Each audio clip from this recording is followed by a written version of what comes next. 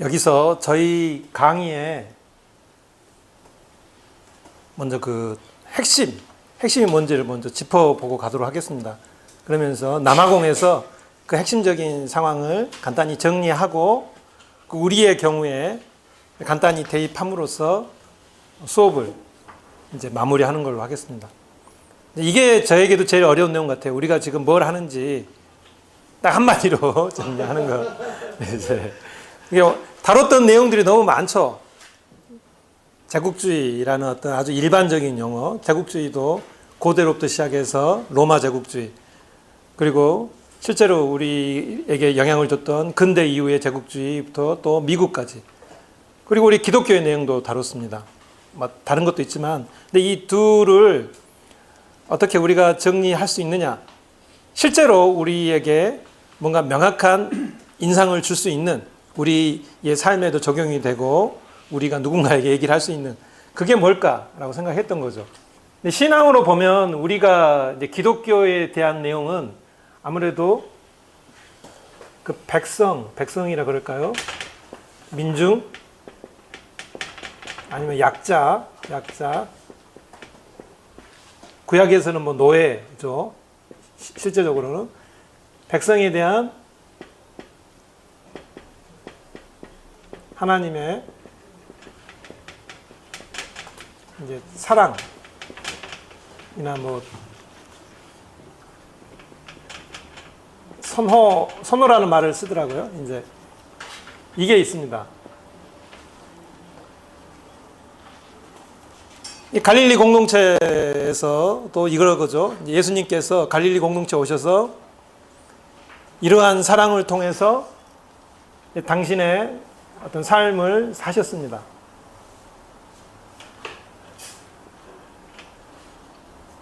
그리고 우리가 얘기를 해야 되는 게 이거죠. 화해입니다. 화해. 이게 어려운 겁니다. 이 화해라는 게 어려울 수밖에 없는 게 이 용어 자체가 사실 정의 내리기가 굉장히 힘듭니다. 화해가 뭐냐? 여기서부터 싸우는 겁니다. 화해. 그리고 그 용어 자체도 정의 내리기 힘들 뿐만 아니라 우리에게 필요한 건 지금 뭐 학술적인 정리가 아니잖아요. 그러면 이 화해라는 것을 어떻게 현실적으로 말이 되게 이끌어낼 수 있느냐. 이 부분 때문에 이게 불가능한 거죠. 그래서 이제 WCC 등에서는 이 몰트만이라는 사람이 이제 이 화해를 얘기하면서 그리스도의 십자가를 얘기했습니다. 감이 잡히시죠? 왜 이 얘기가 나올 수밖에 없는지. 원래 화해라는 게 뭐 제가 강의 중에도 한번 언급한 적이 있습니다. 순서 진실이 있고 그 진실을 함께 기억을 하고, 가해자들은 어떻죠? 참회가 먼저 있죠. 리펜턴스. 이 참회를 하면 용서를 하는 것입니다. 짧게만 보면 이게 순서예요. 그러니까 진실이 있고, 줄이면 진실, 참회, 용서가 있습니다. 어떤 진실을 서로 함께 확인을 하고 어떤 게 진실인지를 서로 공감하는 거죠. 공감을 하면 잘못한 사람이 있으면 이거 잘못했습니다. 이게 말이든 다른 어떤 배상적인 것이든 그게 있어야 용서를 하든, 아니면 난 죽어도 용서 못하겠다. 이게 아니라, 근데 이게 없는 상황이죠. 이게 없는 상황이라는 게 아주 많을 수밖에 없죠. 가장 대표적인 경우는 이들이 아직도 힘이 세요. 이게 일본 말씀하셨잖아요. 일본이 인정하겠습니까? 대놓고. 또 유럽이, 또 미국이 인디언 억을 이상 죽였다고 하기도 하고, 또 유럽 스페인 사람들이 남미, 중미 거기도 억이 넘을 거예요. 인원이 숫자가 파악이 안 돼서 그렇지. 사라진 종족들이 있으니까 수없이 많습니다. 사라진 종족들이. 참회를 하고자 하는 마음도 없고, 이 참회라는 용어 자체가 또 너무 가벼워버린 상태이기도 하고요. 이거 참회, 용서를 구할 대상들이 다 사라져버렸는데 누구한테 참회를 할 수 있냐. 이런 문제도 있고, 그때 이제 용서를 어떻게 등장합니다. 그들이 참회를 하지 않을 때, 할 수 없을 때. 그래서 이제 그리스도 십자가가 나오는 거거든요. 좀 멋을 내면, 야, 예수님도 원래 하나님이신데 우리 인간으로 오셔서 자기가 희생당해서 억울하게 돌아가시지 않았느냐. 우리 믿는 사람들은 그렇게 해야 된다. 우리도 억울하겠지만 우리가 예수님이 되셔서 다 감수해야 된다 라는 이런 말 같지 않은 소리를 하는 겁니다. 이게 이 시각 자체가 우리 어떤 수업의 어떤 근본적인 틀을 보면, 우리가 예수를 분석했던 방식 있잖아요. 역사적 예수, 이런 것이 어떤 역사적 예수냐, 아니면 나중에 사도들의 고백에 의한 신앙 공동체의 어떤 얘기들이냐. 이 자체가 가지고 있는 근본적인 한계라는 게 뭐냐면, 그 당시 공동체의 모습을 보지 않고 그 공동체에서 함께 이야기로 전해진 예수 이야기, 함께 그렇게 묘사가 된 건데, 다 떼놓고 예수라는 존재만 딱 2000년 전으로 돌아가서 분석을 하려니 가능지도 않은 얘기를 그냥 자기들끼리 막 어떻게 어느 게 진짜냐 가짜냐 이거 하고 있었던 거죠. 그런 겁니다.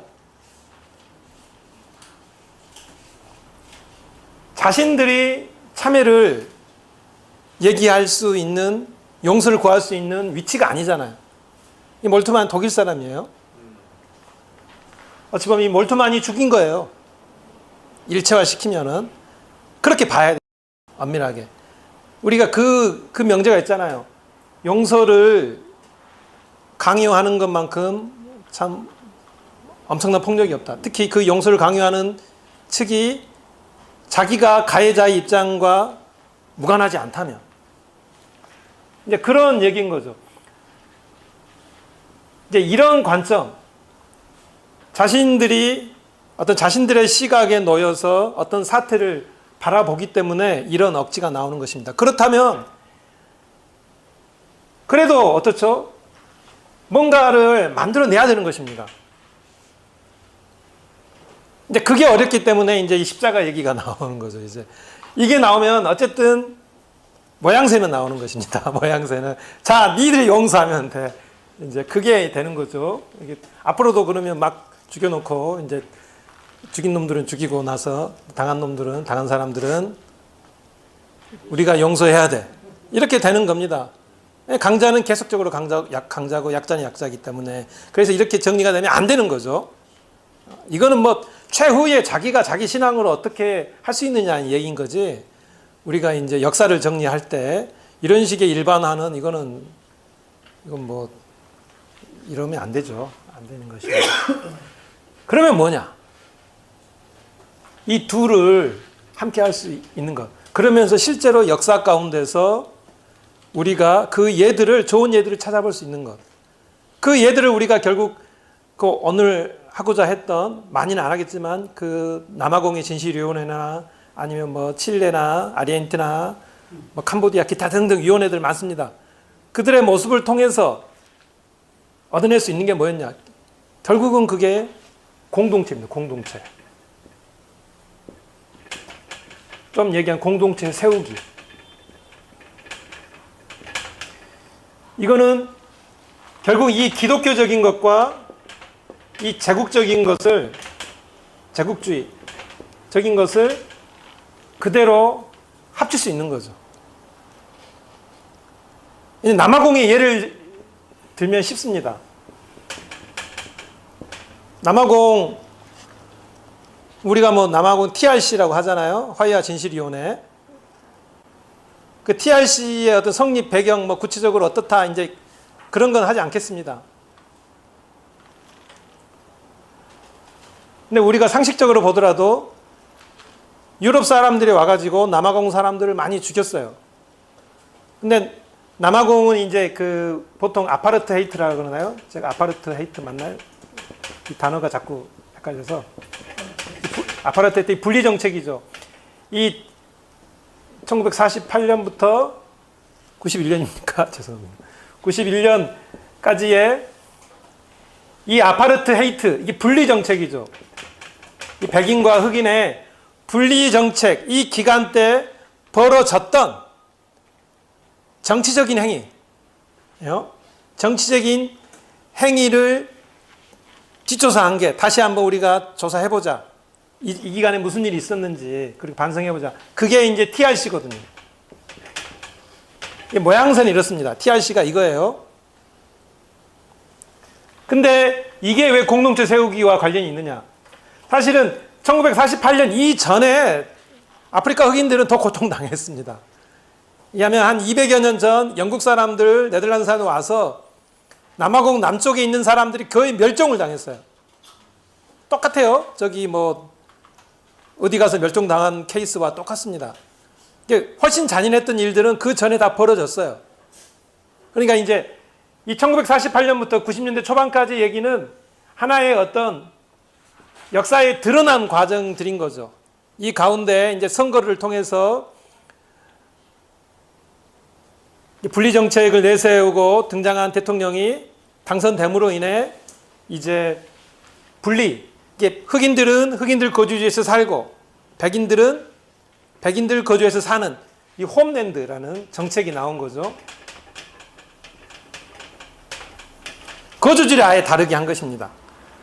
그래서 통행증을 발급하고 이제 백인 지역에서도 이제 흑인들의 노동력이 필요하죠. 그러니까 출퇴근할 때만 통행증을 통해서 왔다 갔다 하고 나중에 1960년대 가면 이 아파르테이드 정책이 좀 더 강해져서 이 여러 개에 있는 흑인 이 홈랜드 지역을 하나의 독립국가로 만들어줍니다. 독립국가가 됨으로 인해 그들에게는 영원히 남아공에 투표권이 없는 거예요. 정치적 권리가 아예 사라져버리는. 그냥 아르바이트생으로 이제 영원히 결정되게 됩니다. 왜냐하면 모든 경제적인 그래도 어떤 후원 구조는 이 홈랜드 이 지역에 있는 그 흑인 거주 지역 사람들이 원주민들이 백인들에게 의존하는 시스템은 여전하기 때문에 이제 이렇게 됐습니다. 결국 얘기하면 한 200여 년 전부터 해서 이 1990년대 초반까지 이 아파르트헤이트 정책으로 인해 붕괴된 게 뭐냐면은 이 홈랜드도 그렇죠. 이 흑인들의 공동체가 무너져 버린 거예요.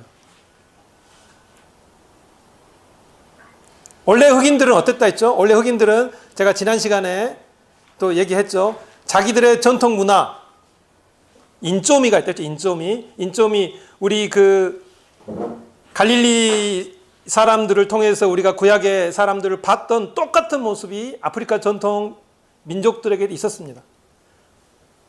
선조가 후손들에게 자기들의 삶의 모습들을, 자기들의 중요한 가치들을 말로, 이야기로 전달해 주는 거예요. 그러면 그 아이들이 그 얘기를 듣고 아이가 성인이 되는 과정까지 어떻게 자신들의 주위 환경들, 연약한 동물들의 도움을 받으면서 성인이 되어 가는지, 그러한 문화적 전통, 또 서로가 서로에게 의존한다는 그 우분타라는 인간론.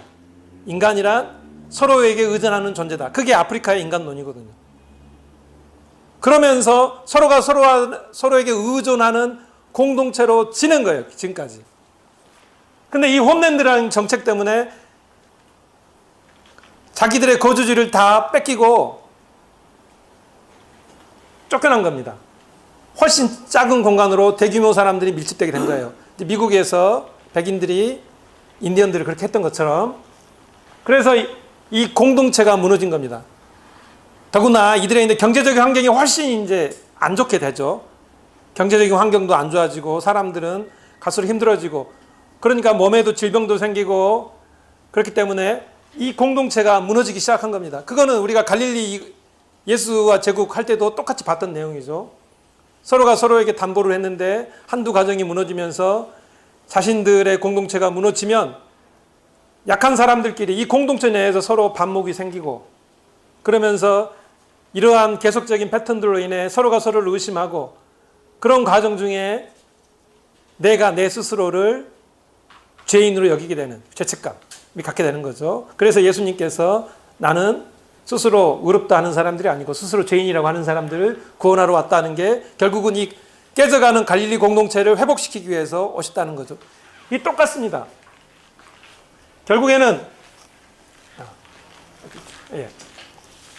이 공동체가 무너져 버렸던 거예요. 이 아파르트헤이트 이전부터 해가지고 이 남아공 백인들, 아프리카노 사람들로 인해서 이 공동체가 무너졌는데 이 화인은 뭐겠습니까? 화인은 이 공동체를 원주민들이 다시 세우도록 하는 겁니다. 이 TRC라는 게 그런 거예요. TRC가 뭐 절차가 뭐자 이게 중요한 게 아니고 TRC라는 기구를 만들어 함께 백인과 흑인들이 만들어주는 모양새긴 하지만 이 역할이 뭐냐면 결국 수십 년간, 100여 년, 200년간 당했던 이 원주민들이 자신들의 능동적인 역할을 통해서 다시 공동체를 세우게 되는 과정을 확보하는 거예요. 그래서 특히 남아공에서는 이 공동체를 세우려면 그 TRC에서 굉장히 중요한 요건들이 들어가는 거죠. 사면이라는 거 보장해야 되거든요. 사면을 보장해 줍니다. 사면. 지난 세월 동안, 이 지난 40여 년 이상 동안 정치적인 범죄들, 너희들이 저지른 것에 대해서 사면을 해주는 거예요. 막 해줄 수 있겠어요? 조건이 뭐겠어요? 조건이 구체적인 고백입니다. 고백. 있는 그대로 다 얘기해라는 거예요. 있는 그대로 다 얘기하면 그리고 서로 얘기 나누고 너 그때 그래서 네가 한 명 죽였어. 너 죽일 때 고문했어 안 했어? 이런 거예요. 내용이 그때 보면은 왼쪽 눈만 찔렸어, 오른쪽 눈 찔렸어, 뭐 오른팔만 잘랐어, 왼팔 잘랐어. 이 내용을 이제 얘기하는 거예요. 구체적으로. 그러면 이제 막 얘기하는 사람이 이제 자기가 쓰러지면서 막 이제 막 절규하고 막 나는 정말 죽일 놈이 막 이런 행동이 나오는 겁니다. 경우에 따라서는. 그러면서 용서가 되는 것입니다. 이게 그렇게 되는 거예요. 왜냐하면 이게 바로 아프리카의 모습입니다. 이 파다레라는 거예요. 파다레. 문제가 생기면 광장 얘기하셨잖아요, 목사님. 자기들 전통에서 광장에서 그냥 서로 좀 얘기 나누고 누가 이제 그 족장의 리더든 뭐든 이렇게 해가지고 서로 의견을 모아서 만장일치로 회의라 굳이 회의적인 형태로 한다면 분위기 좋게 해가지고 서로 화해시키는 이런 게 있었던 거죠. 이 파다레로 가자는 겁니다. 주도권이 중요한 건 주도권이 원주민에게 있었던 겁니다. 원주민에게. 그러니까 그들의 얘기가 아니라 우리의 얘기가 되는 거예요. 그게 이 구체적인 고백이 중요한 게 TV를 통해서 전국에 방영된 겁니다. 기록이 되고 전국에 방영이 되니까 이 얘기가 우리 얘기가 되는 거예요. 그러니까 이 TV라는 광장에 남아프리카 공화국 모든 사람들이 심지어는 백인들을 포함해서 물론 정도는 틀렸겠지만 모든 사람들이 우리 얘기로 들어주는 거예요. 이게 중요한 겁니다. 근데 이제 여기까지는 이해하시겠죠? 이 진실위원회입니다. 뭐 진실과 화해위원회도 있고 남아공 진실과 화해위원회인데 세계 각처에는 어쨌든 진실위원회라고 하겠습니다. 진실위원회의 가장 큰 한계가 뭐가 있을까요? 잘 정비된, 준비가 잘 된 진실위원회라고 해도 구조적인 한계가 있습니다. 그거는 뭐냐면 일회적인 거예요. 일회. 이 기간, 이 1년 반, 2년 이게 끝나면 진실위원회는 사라지는 거예요. 대부분의 진실위원회는 사실 이 1년 반, 2년조차도 엉뚱한 거 하는 거예요. 그냥 준비를 제대로 못해서 그냥 하다 보니까 대부분의 경우는 이 개별 사안을 추적하게 합니다. 개별 사안. 이례적인 한계라는 건 뭐 누구나 있는 거고 보통은 한 1년, 2년, 1년에서 2년 하는 거잖아요. 더 안 돼 6개월짜리도 있고 합니다. 그러면 이제 어떨까요? 어느 지역에 무슨 일이 있는지를 뒤져야 되잖아요. 그 뒤지고 나서 데이터베이스화 작업이라나요? 이제 뭐 이게 작업을 해야 되죠. 이 작업에 하는데 시간을 다 보내는 겁니다.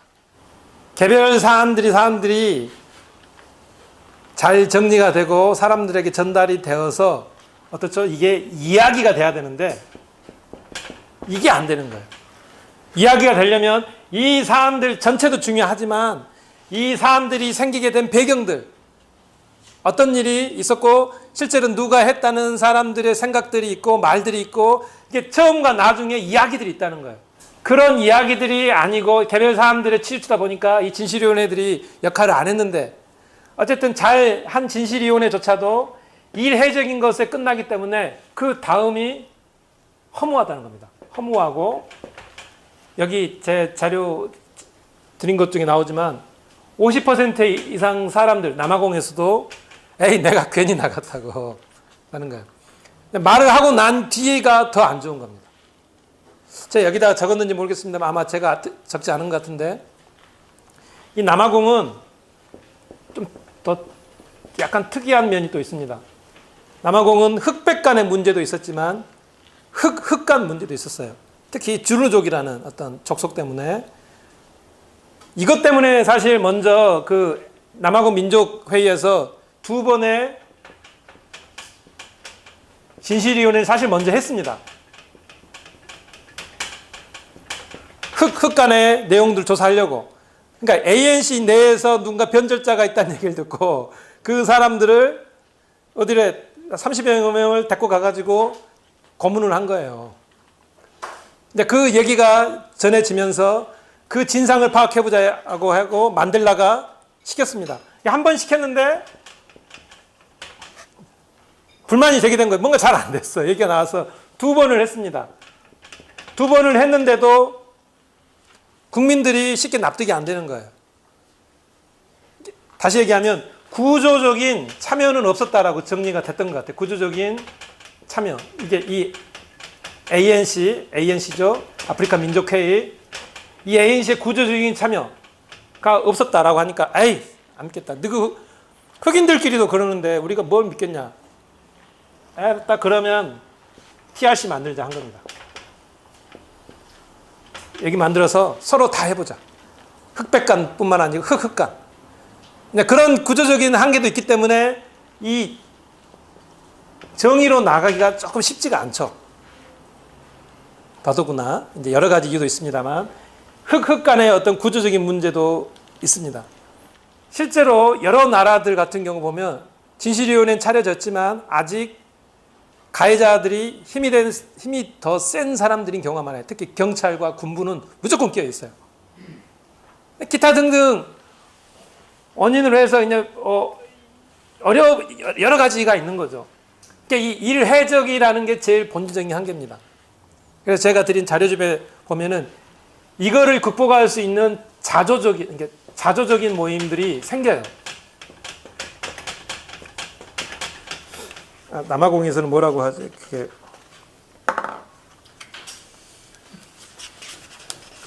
쿨루만이라고 합니다.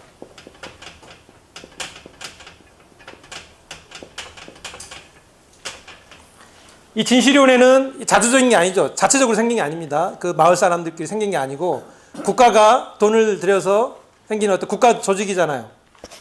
그러니까 일회성입니다. 시간이 정해진 기간이 끝나면 사라지는 거예요. 그러니까 한계도 있죠. 사회적인 관계일 수밖에 없습니다. 아무리 잘해줘도. 그래서 이제 그런 한계가 있습니다. 근데 이 쿨루마니는 진실위원회의 약점을 커버할 수 있는 그 지역 공동체입니다. 이들이 하는 일이 뭐냐면 진실위원회가 잘 일을 한지 안 했는지 그걸 알아봐주고, 왜냐하면 이 진실위원회가 모든 지역의 상황을 알 수 있나요? 안 되죠. 가면 그 지역에 있는 쿨루마니 사람들이 알려주는 거예요. 우리 지역에 이런 게 있었다라고. 그러니까 이 일을 간편화하고 정확하게 해줄 수 있고, 또 그렇게 알려주는 것과 함께 여기 있는 사람들, 고통받는 사람들의 어떤 하나의 단결체가 되는 거예요. 공동체가. 결국은 뭐죠? 파다레라 그랬나요? 제가 파다레 역할을 하는 것입니다. 이들이 함께 모여서 얘기를 들어주고 함께 대항해주고, 이게 이 진실위원회의 근본적인 한계를 이 쿨루마니가 해주는 거죠. 결국은 이 진실위원회라는 게, 진실위원회,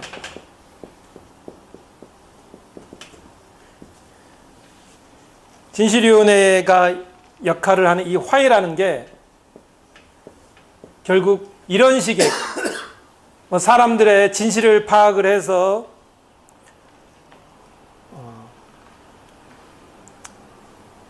용서할 수 있는 분위기, 파드라의 광장으로 나와서 거기서 일을 벌어지게 하는 겁니다. 용서를 하든 안 하든, 내 그래도 용서 죽어도 못하겠다, 내가 이런 사람은 이렇게 하는 거예요. 근데 그러나 적어도 이렇게 함으로써 이 자주적인 모임에 이런 식으로까지 역할이 된다면은 흡수를 하는 거예요. 광장을. 그 광장을 통해서 그게 하나의 큰 그릇이 되는 것입니다. 이 갈릴리 신앙 공동체의 어떤 그런 모임, 예수님의 공동체가 그 모든 걸 담을 수 있는 큰 그릇이 되어서 흡수하고 때로는 저항하면서 나아갔던 것처럼, 이 진실위원회와 이 쿨루마니 같은 이 조직체들이 하나의 파달의 광장의 역할을 함으로써 당장에는 당장에 한두 번 가서 해결되는 사람도 있을 수도 있고, 이제 성격에 따라서는 도저히 용서가 안 돼요. 이렇게 더 분노가 치밀고, 그게 이제 그런 스트레스 증후군이라는 게 분명히 있잖아요. 외상후 스트레스 증후군인가요? 이제 그런 과정들을 거쳐서 더 혼란스럽고 내가 어떻게 해야 되는지, 내가 정말 죽어버려야 되는지, 죽여버려야 되는지, 이제 그런 할 때 이들이 이 자주적인 모임, 이들이 그 화해를 할 수 있게 이 공동체를 세워가는 역할들을 할 수 있게 하는 것입니다. 공동체 세우기. 그게 지금 우리 한반도에서도 제가 결론적으로 정리하면 어떤 곳에서든지 우리 남북 간에서도 결국엔 이런 파달의 역할이 필요한 거죠. 누가 옳고 그르고 이런 얘기를 하기 전에 우리 민족이 주체가 되어 어쨌든 대화의 장으로, 거기에 대화는 단순한 대화가 아니라 우리가 수천 년간 함께 살아왔고, 함께 안 좋은 일도 있고 좋은 일도 많았지만 같은 공동체라는 것. 그러면서 여러 가지 어려움과 좋고 그런 것들을 다 이 그릇 안에 소화해 나가면서 우리가 나아가는 그런 역할이 필요하지 않을까 싶습니다. 이제 남아공이 그 정신 상담가를 둔 유일한 경우라고 합니다. 진실위원회 중에 세계 한 15개 나라가 그런 위원회가 있었는데, 남아공이 이게 제일 준비를 잘 한 거죠. 정신 상담가를 뒀다니까 이제 쓰러지고 그러면 아이고 하면서 이제 이렇게 좀 하는 거죠. 그런데 그 자체가 틀릴 수 있다라는 겁니다. 그런 위기를 극복할 수 있는 방법이 그런 식으로 정신분석가 만나서 한두 번 얘기 나누고 계속적으로 만나든 한두 번 만나든 그런 식으로 해결될 수 있는 사람들이 있는 반면에, 역으로 이 아프리카 남아공의 원주민들 같은 경우는 결국에는 자기들이 거주하고 자기들이 함께 지내는 공동체 속으로 들어가서 그들과 함께 하는 거죠. 거기에는 이제 남아공은 이제 기독교 국가니까 아무래도 그 교회들의 역할이 있습니다. 그 교회들도 하고. 근데 이제 탄자니아 같은 경우는 보니까 상상을 초월할 수 없이 많이 죽었나 보더라고요. 수백만이 죽어서 거기는 화해의 대상이 없대요. 이게 종족별로 나뉘어서 죽인 것도 아니고 형제가 형제를 죽이기도 하고. 그러니까 그런 위원회 같은 것들을 세우기도 힘들고, 그래도 무언가를 해야 되는 것입니다. 무언가를 해야 되는데, 탄자니아 같은 경우는 결국에 해낸 게 뭐냐면, 탄자니아 사람들이 그래도 거기 안에 있는 무속인들은 믿는다고 합니다. 그 무속인들이 자기한테 나온 사람들을 이렇게 정화시켜주는 어떤 과정을 밟으면 그 사람은 죄가 없는 걸로 나아간다고 합니다. 그러면 그 안에 있는 사람들은 그거를 공감해 주는 거예요. 이게 그 무속인에 대한 어떤 절대적인 신앙이라기보다는 그 무속인이 뭔가 역할을 할 수 있는 시스템이 되어 있는 것입니다. 그러니까 그 무속인이 정화를 해줬을 때 그 정화를 존중치 않으면 누군가가 이거는 간신히 이루어놓은 어떤 불안한 평화가 깨져버린 겁니다. 그러니까 어쨌든 그 무속인을 통해서 이루어진 그 어려운 평화를 지키는 거예요. 그래야 자기 집으로 돌아가서 이제 생활할 수 있으니까. 그리고 그 무속 행위를 할 수 있는 사람은 자기 고향의 무속인이니까 자기 고향으로 가서 해야 되는 것입니다. 그래서 자기 고향의 무속인이 그 서로 죽이고 뭐 이렇게 학살했던 이제 그 군인들을 용서해주면, 정화해주면 이제 나아지는 거죠. 이게 결국 어떤 짓까지 했냐면 어린 아이들을 데려가거든요. 군인으로 쓰려면. 그러니까 그러면 이제 어린 아이들을 고향으로 돌려보내게 하지 않기 위해서 데리고 올 때 어린 아이들 통해서 자기 마을 사람들에게 잔악행위를 시키는 거예요. 죽이고 하고. 그러니까 어린 아이들이 군인이 돼서 나중에 나이를 먹든 안 먹든 고향으로 못 돌아가는 거예요. 자기가 마을 사람들을 죽였거든요. 이렇게. 그리고 팔다리 자르고 막 이런 내용들이 나옵니다. 근데 그걸 해결을 결국엔 그 사람이 그 무속인이 해주는 거죠. 근데 이제 거기도 나온 얘기들 보면 그래도 경우에 따라서는 이게 불안한 평화가 깨지는 게 술 먹다가 누가 이제 내가 이 동네 사람들 몇 명 죽였어. 이렇게 하는 경우가 있었다고 합니다. 그럴 때 그냥 소리 없이 가서 이제 죽여버리는. 이제 이런 일은 있었다고 합니다. 이게 그 종교의 역할이 상당히 중요했던 거예요.